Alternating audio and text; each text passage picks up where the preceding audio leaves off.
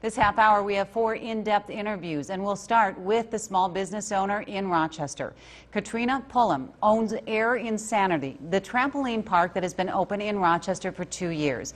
Katrina, let's start out with how this virus has affected your business first, and then we'll get to the face mask ordinance.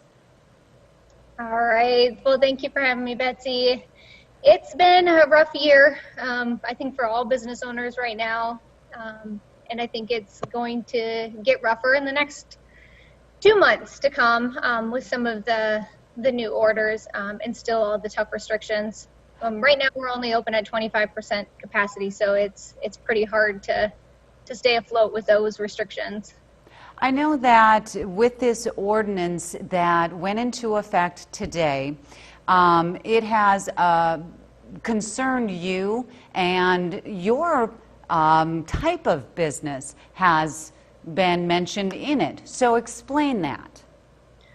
We got a lot of phone calls too the day that it was sent out of, well, how are kids going to exercise and jump and keep a face mask on, and you know, while they're sweating, is that healthy for them or not? And there's so many questions that were being asked, and I had no idea because nothing was really laid out for us as business owners.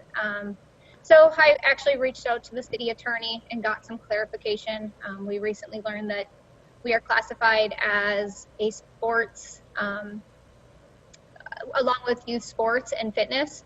And so, well, people and kids are jumping, they do not have to wear face masks, which is a relief for us, but still most people don't know that. And so today was our slowest day since we've opened, so I don't know really what that says yet. You say there is a larger issue, from talk of an ordinance among city council members to drafting an ordinance, voting on an ordinance, and then implementing it.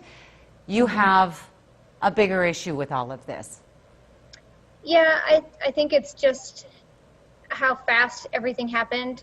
We have so many outside visitors that come into town from Austin, and today those were the only people that came out, and none of them were even aware of the face coverings. And to ask business owners to be on the front lines turning away the only people coming in our door is a very hard thing to do and almost impossible thing to do.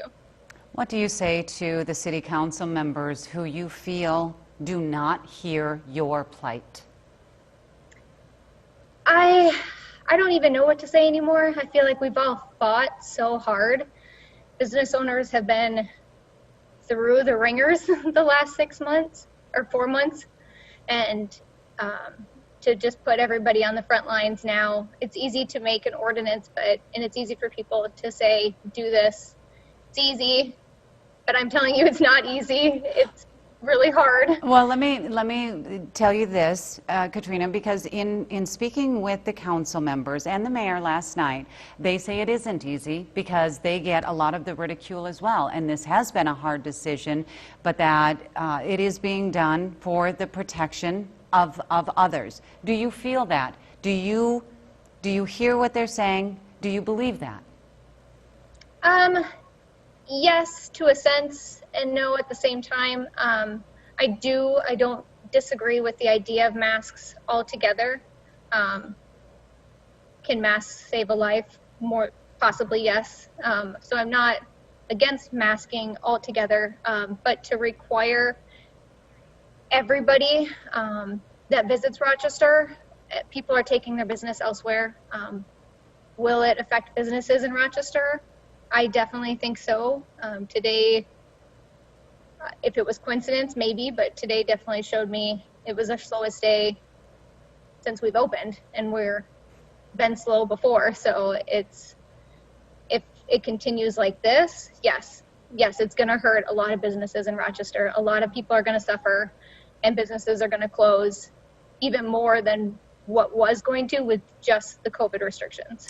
Katrina, you open your doors for business at 10 in the morning. I have a feeling that people will want to frequent your business. I hope they do. Thank you for taking the time to come on and talk about this. It's hard for small businesses to come on and talk about something that has negatively impacted them.